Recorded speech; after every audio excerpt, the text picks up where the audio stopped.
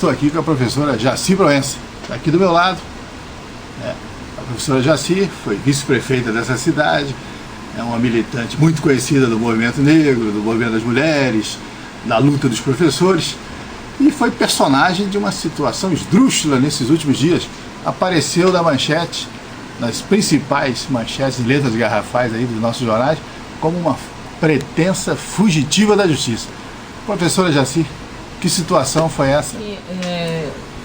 Eu, na verdade, da mesma forma como você manifesta um grau de surpresa em relação a tudo isso, eu posso dizer que o sentimento que tomou conta, né, foi exatamente esse, né? Fui extremamente atacada e para mim isso foi uma grande surpresa, né? Uma grande surpresa, terrível, na verdade, surpresa, ao tomar ciência desse fato após 5 dias, né, em que tinha sido decretada a minha prisão preventiva. E tomei conhecimento exatamente por um telefonema de um veículo de comunicação. Então, isso, de certa forma, me abalou, né, pelo fato em si e principalmente pela forma como se deu. E eu só posso lamentar, né, lamentar muito o ocorrido, né, e fico a imaginar que se isso aconteceu, né, comigo, como você bem frisou, eu sou uma pessoa pública, né, conhecida, eu fico a imaginar o que não ocorre com cidadãos e cidadãs que são pessoas comuns, que não têm um envolvimento, que não têm uma militância, né? Mas eu percebo que isso tudo vai servir, inclusive, como um exemplo, né, para que se tenha mais zelo, né, mais cuidado, e que nós temos, inclusive, que ter isso até como uma bandeira de luta também, né? Que direitos não sejam violados, né, principalmente no tocante a essa questão envolvendo a justiça. O juiz José Arimateia, da Vara Especializada em Combate ao Crime Organizado, de repente achou que não achava a senhora, achou que a senhora estava se escondendo, achou até que a senhora fosse a esposa do prefeito, né, Roberto França. É muita confusão por uma situação só, né? Bom, com relação a isso, o que eu entendo? Porque às vezes nós temos que nos colocar no lugar do outro, né? Eu não gosto de fazer juízo a respeito de ninguém, das ações de ninguém. Eu zelo pelas minhas, né? E eu falei assim, se eu estivesse na posição de um juiz, né, o que levaria a tomar uma decisão? Eu sei que qualquer pessoa que tem o poder, e poder se implica em tomar decisões, eu penso que alguém que toma decisão, ele toma decisão embasado em informações. Um juiz, ele é instruído para poder tomar uma decisão. Então, se ele recebeu informações equivocadas, então o resultado, né, essa decisão ia ser concernente com as informações que ele obteve para tal, né? Então, portanto, fui muito questionada, né, nesses últimos dias aí, se eu estou irada, né, se eu estou com raiva. Eu tenho feito de tudo, né, de tudo, na minha trajetória política, na minha militância, para preservar o meu coração, porque eu sei que é do meu coração que advém as soluções da vida, para a vida. Então, diante de tantas injustiças, essa não foi a primeira, né? Já sofri tantas outras. E se eu estou irada, né? Se eu penso, sempre surge nesses momentos aquele sentimento de vingança, hipótese alguma. Eu tenho preservado o meu coração para as coisas boas, né? Para as coisas boas. Então, eu também reconheço que, à medida que quem tem poder de decisão toma uma decisão instruído, embasado nas informações, e depois essa própria pessoa para rever, avalia a sua decisão e tem a coragem de voltar atrás, eu não posso, em hipótese alguma, criticar. Eu não posso criticar. Porque na condição, por exemplo, de ter o poder de decisão, é muito difícil para alguém nessa condição chegar e falar assim, não, de fato houve erros, houve um equívoco e eu vou voltar atrás. Então eu acho louvável um juiz, pela posição que ocupa, né, chegar a rever e retroceder numa decisão. Eu sempre tenho dito que a grandeza de um homem, de uma mulher, está exatamente na capacidade que tem de deixar as coisas para trás, né, e ver o que ocorre daí para frente através dos bons acontecimentos. Eu acho que tudo é um grande aprendizado.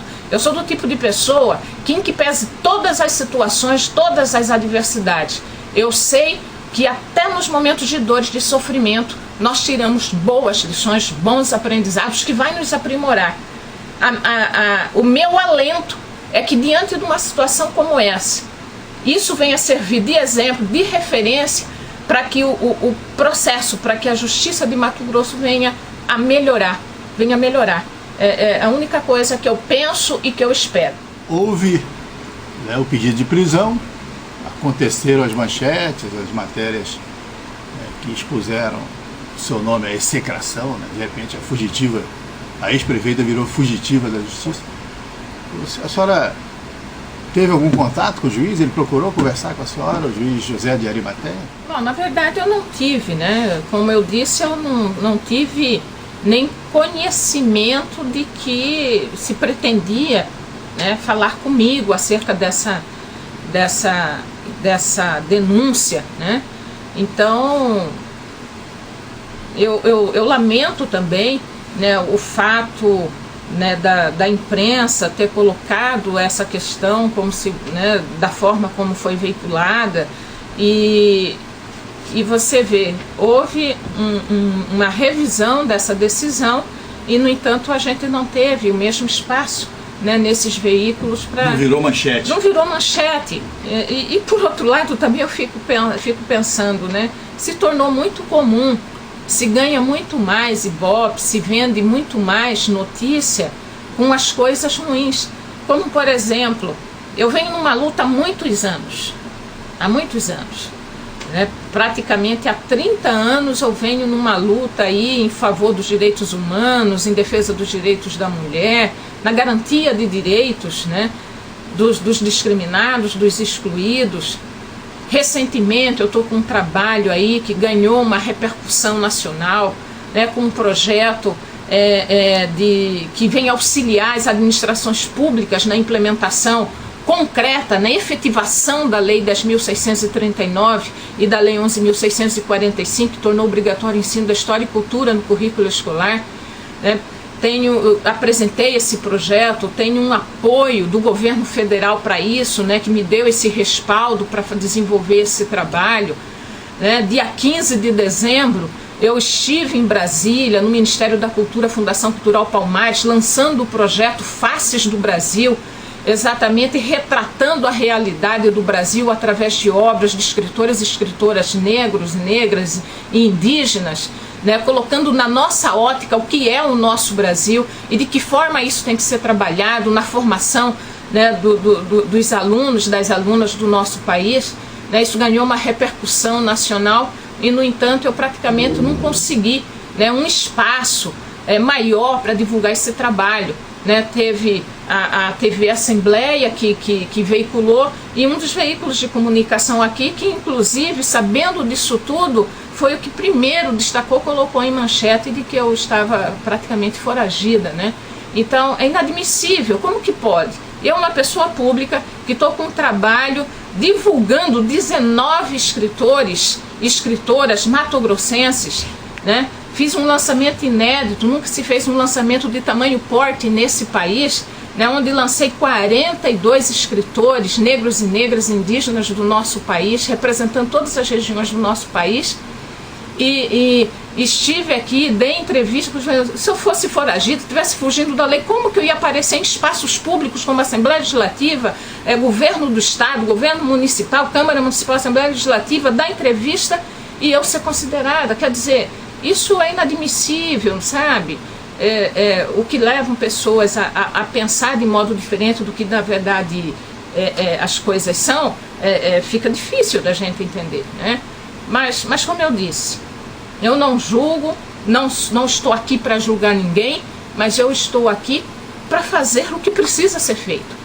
Talvez incomoda muito eu querer fazer e atuar naquilo que na história do nosso país muita gente não quis enxergar, relegou, né, não reconheceu, omitiu, jogou para debaixo do tapete. Eu acho que sou um instrumento exatamente de luta para transformar tudo isso. Não só eu, mas tantos companheiros e companheiras estão fazendo esse trabalho. Mas o fato de imprimirmos uma luta nessa linha de transformação, né, onde se preza o respeito pelo próximo, a solidariedade, a comunhão entre homens e mulheres, independente de raça, de credo, de qualquer outra condição social, isso incomoda sobremaneira. Como eu disse, essa não foi a primeira vez que isso aconteceu, mas talvez nessa proporção foi a primeira vez que me pegou de forma, quer dizer, foi um fato inesperado, né? Mas já fui alvo de tantas perseguições, de tantas injustiças. Mas só que eu posso dizer o seguinte, que quanto mais essas coisas acontecem, mais me fortaleço, porque eu sei que eu preciso continuar lutando. Eu sei disso. E eu espero que o fato ocorrido comigo não venha representar em nenhum momento um desalento para aqueles e aquelas que inclusive estão começando, estão tendo uma leitura da realidade em que vivemos e se colocaram também à disposição de uma causa. Que isso não sirva para desanimar, para enfraquecer a luta de nenhum e nenhuma outra que querem uma Cuiabá, um Mato Grosso, um Brasil, um mundo melhor. Hipótese alguma. Pelo contrário, eu estou aqui estimulando, incentivando, num Dia Internacional da Mulher, que continuemos a nossa luta, a nossa causa. Professora Jaci, o processo começou confuso, né? Começou com esse baita erro aí, que foi o pedido de sua prisão. Mas o processo continua aí, um processo que faz cobrança dura, que faz uma acusação de corrupção contra a senhora. Como é que a senhora viu esse surgimento dessa denúncia? A senhora já tem uma defesa preparada? Como é que foi essa questão dos R$5.000? Na verdade, o que está colocado aí é que teve um empresário, um suposto empresário, com uma suposta prova que foi gravada, não sei de que forma, com uma assessora que trabalhava comigo na Prefeitura Municipal de Cuiabá, quando estive na condição de vice-prefeita. Então, diante disso... A senhora tinha um gabinete como vice-prefeita, era isso? Sim. Era essa sua função? Não respondia por nenhuma secretaria? Não, eu fui vice-prefeita de Cuiabá, né? E como não havia na história da nossa cidade nenhum agente público que disputou uma eleição como vice-prefeito, né, e vice-prefeita, e efetivamente exerceu a função, eu quis exatamente exercer isso. Eu queria fazer um registro de que enquanto vice-prefeito, vice-prefeita, nós tínhamos condição de contribuir efetivamente para bem gerir, administrar uma cidade e principalmente da forma como eu fiz a opção, né? Eu sei que quem é um gestor público, né, tem que administrar uma cidade, desenvolver política para todos e todas, mas dentre esses eu fiz a opção em desenvolver uma política voltada para aqueles que mais necessitavam, né? Setores mais fragilizados. Setores mais fragilizados, que sempre foram excluídos das políticas públicas. Então, esse papel eu quis exercer porque foi o compromisso que defendi na campanha eleitoral em 2004, para a qual eu estava e ocupei aquele espaço de poder, né? Então, essa foi a minha função. Agora, se tem uma denúncia, cabe a gente responder, eu não me furto a isso, né? E eu mais do que nunca tenho interesse que todas essas questões sejam elucidadas, sejam resolvidas, né, de uma vez por todas, para que a gente possa ter tranquilidade para poder continuar a nossa caminhada, né? Porque, como eu disse, em que pese as adversidades que a vida nos impõe em função de uma opção, né, a opção que eu fiz dessa causa, dessa luta, a gente tem que ter a tranquilidade para poder prosseguir, né? Eu quero continuar, quero seguir em frente porque esse sempre foi o meu propósito. Assim, a Página do Erro conversou com a professora Jaci Proença. Na medida das nossas possibilidades, nós não somos o Jornal Gazeta, não somos a Centro América, não temos aquela estrutura toda de trabalho, nós estaremos acompanhando esse caso. Vamos detalhar aí a denúncia que é feita contra a professora, vamos ver por que ela surgiu proximamente aqui na nossa página.